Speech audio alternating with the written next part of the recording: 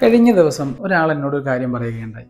എൻ്റെ ഉമ്മാൻ്റെ വീട്ടിലേക്ക് എനിക്ക് പോകാൻ തീരെ താല്പര്യമില്ല.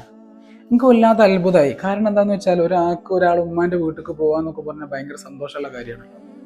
ഞാൻ അയാളോട് ചോദിച്ചു, എന്താണ് കാരണം, എന്താണ് റീസൺ? അപ്പോൾ അയാൾ പറഞ്ഞത്, എൻ്റെ ഉമ്മാൻ്റെ വീട്ടിലുള്ള ചില കസിൻസ് എന്നെ വല്ലാതെ ബോഡി ഷെയ്മിങ് ചെയ്യുന്നുണ്ട്. അത് കേട്ടപ്പോൾ വല്ലാത്ത സങ്കടം തോന്നി. ഒരു കാര്യം നമ്മൾ ചിന്തിക്കുകയാണെങ്കിൽ, നമ്മൾ ഒരാളെ മനസ്സ് വേദനിപ്പിക്കുകയും ആ വേദനയിലൂടെ നമ്മൾ മരണപ്പെടുകയും ചെയ്താൽ നമ്മുടെ അന്ത്യം എങ്ങനെയായിരിക്കും? റബ്ബ് കാത്ത് രക്ഷിക്കുമാറാകട്ടെ. മറ്റൊരു കാര്യം, നമ്മുടെ ഇമോഷണലിൻ്റെ ചാവി, താക്കോൽ അതൊരാൾക്ക് നൽകാതിരിക്കുക.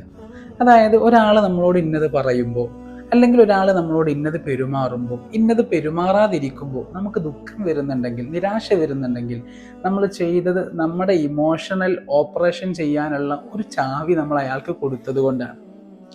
Never expect anything from anyone. ആരെടുത്തൊന്നും ഒന്നും പ്രതീക്ഷിക്കാതിരിക്കുക. അങ്ങനെ പ്രതീക്ഷിക്കാതിരിക്കുന്ന സമയത്ത് അപ്രതീക്ഷിതമായിട്ട് പലതും നമുക്ക് ലഭിക്കുമ്പോൾ ഉണ്ടാകുന്ന സന്തോഷത്തിന് അതിരുകളും ഉണ്ടാകില്ല.